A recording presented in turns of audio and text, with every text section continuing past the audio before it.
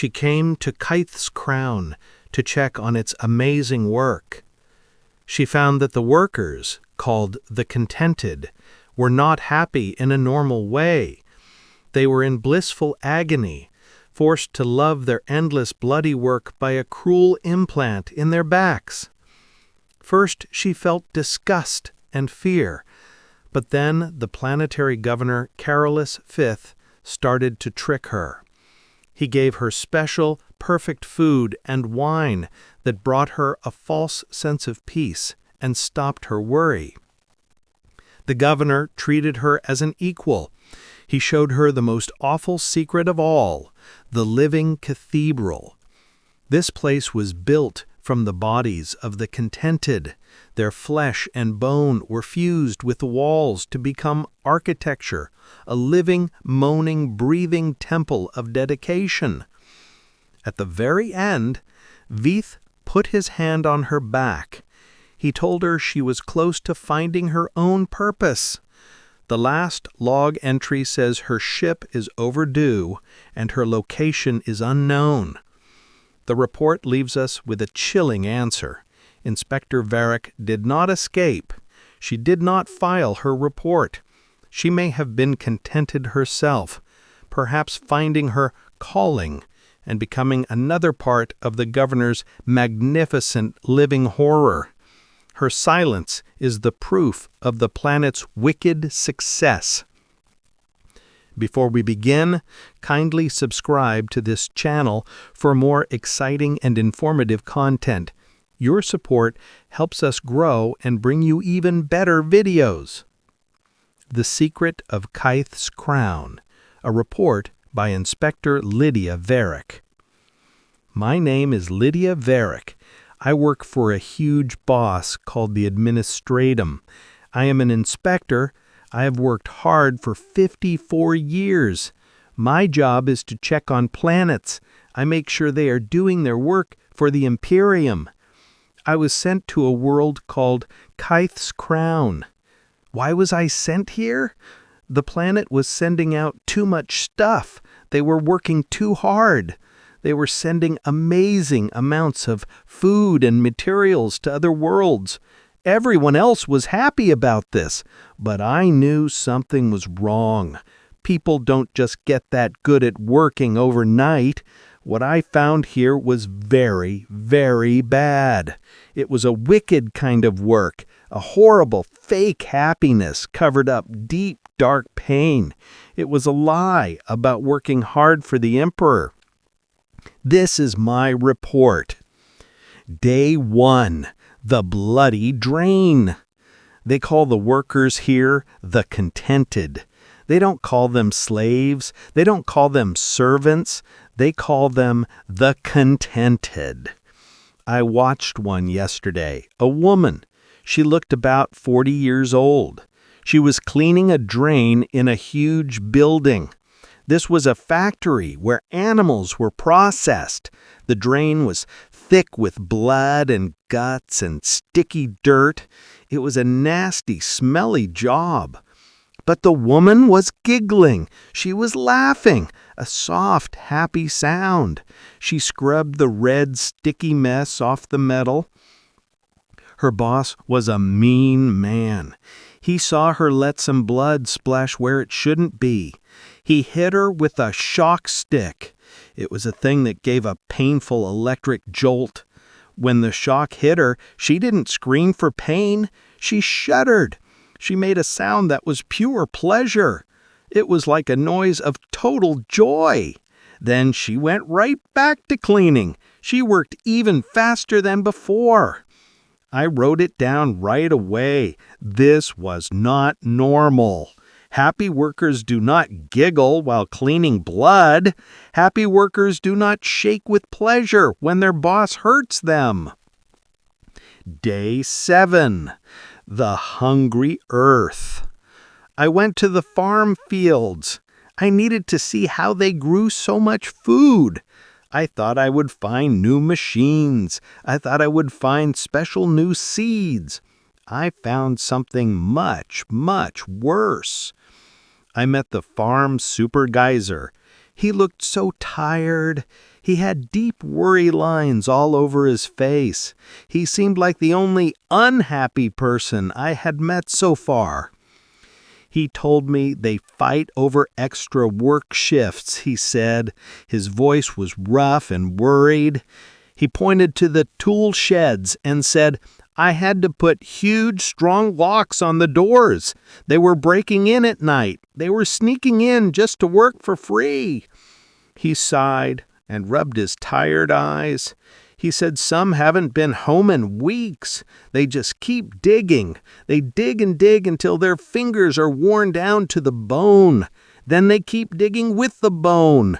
But they are so eager, so very eager. I looked at the farmers. They were working under the hot sun. Every face was twisted.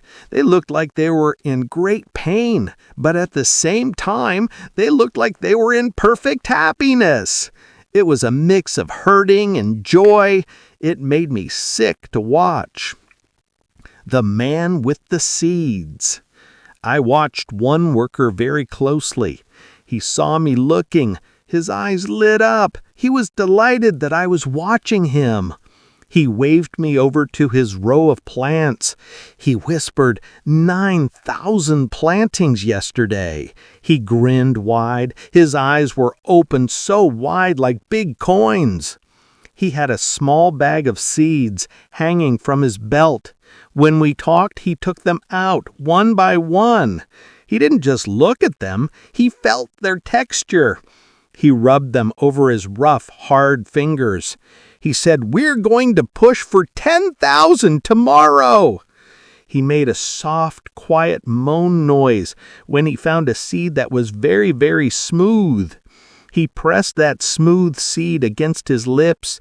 His eyes closed in a moment of deep, deep pleasure. It was like he was kissing someone he loved.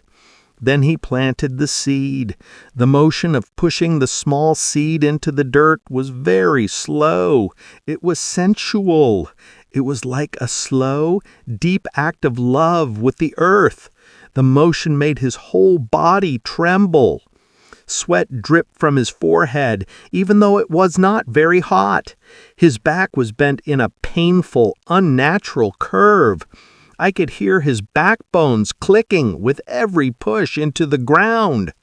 The supervisor came over and whispered, he can't stop. They cannot stop once they start. I saw that he was already planting the same row 4 times. He would dig up the seeds that he just planted, then plant them again. He just had to keep the feeling going. When he finally finished a row, he rubbed his dirt-covered hands all over his face and body. It was an act of pure, happy worship for the dirt and the work. It was terrible to watch. Day 72, the joy of the needle. Children born on this world seem normal at first, but when they turn 16 years old, they must go through an awakening. It is a mandatory thing. I went to see one ceremony. The person was a girl named Elena. She had asked to work in the textile factories, making cloth and thread. The surgery was a ceremony. It was very crude, not neat at all, and it was very bloody. A huge, rusty implant was put into the base of her spine. It was shocking to watch, but it worked. As soon as the implant was turned on, Elena's face changed. The fear and the normal worry disappeared.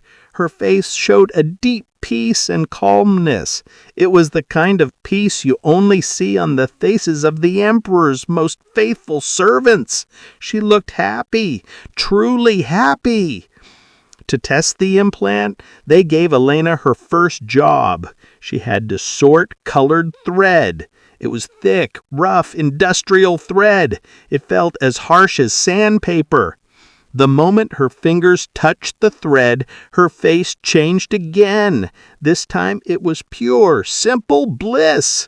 She took the thread and slowly, sensually wound it around her fingers. She was savoring the feeling of the rough fiber on her skin. Her breathing got fast. Small, quiet sounds of pleasure came from her throat. Soon her slow movements became very fast, a frenzy. Her hands were a blur of motion. She sorted and wound a thread faster than any machine could. Elena's mother watched. She had obvious pride in her eyes.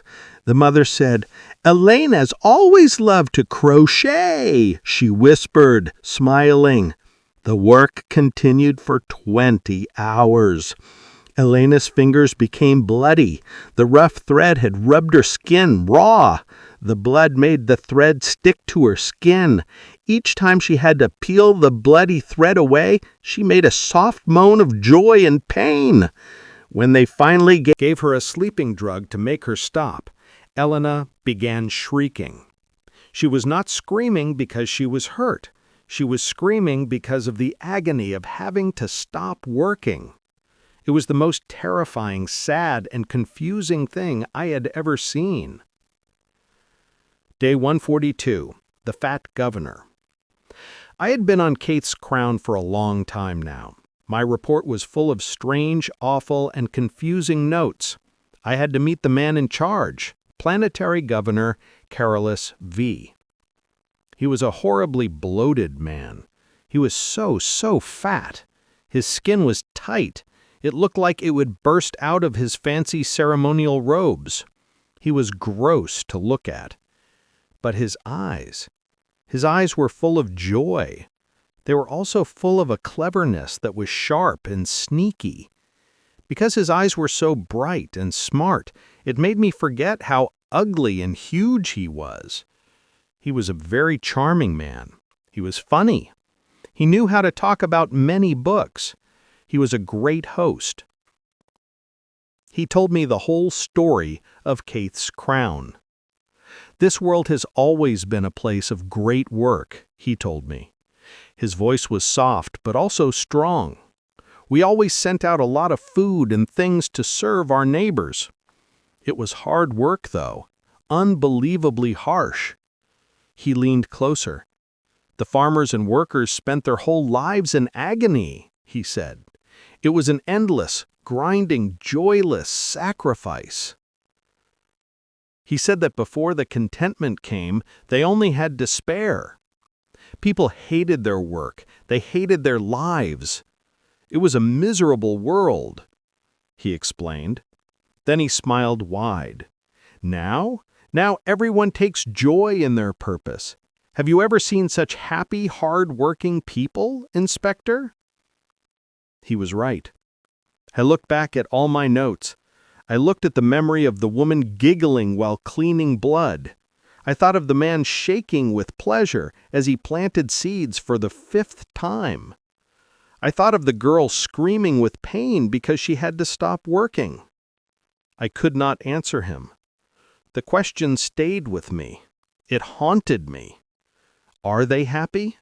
Or is this something worse than unhappiness? The perfect gift. I went back to my small room. I was tense. My shoulders were tight from the long days of inspection. I couldn't stop thinking about the children and the blood and the endless work. When I got to my quarters, I found gifts. Governor Veith had sent them. There was a bottle of local wine, a very old, very special vintage, and there were several plates of delicacies, perfect, small meals that had been made by contented chefs. I knew I should have gotten rid of them right away. It was a transparent attempt to gain my favor. It was a bribe. I was a junior trade inspector. I was never important enough to be bribed before. My superiors in the administratum never even listened to me.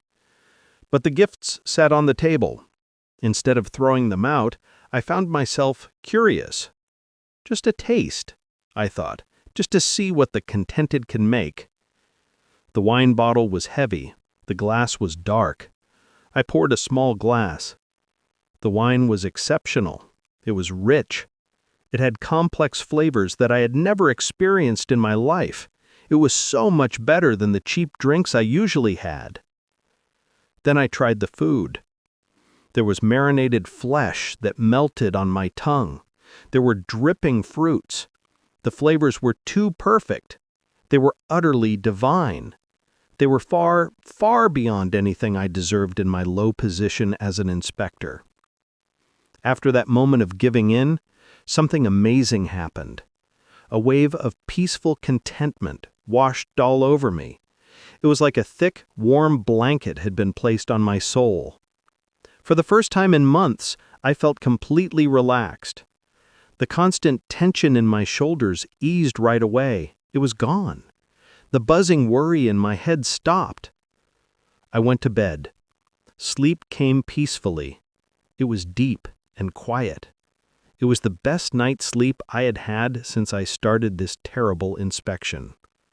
Just a taste of peace. Day 179. A new friend. I dined with Governor Veith again. After his gifts, our relationship had completely changed. It had become collegial.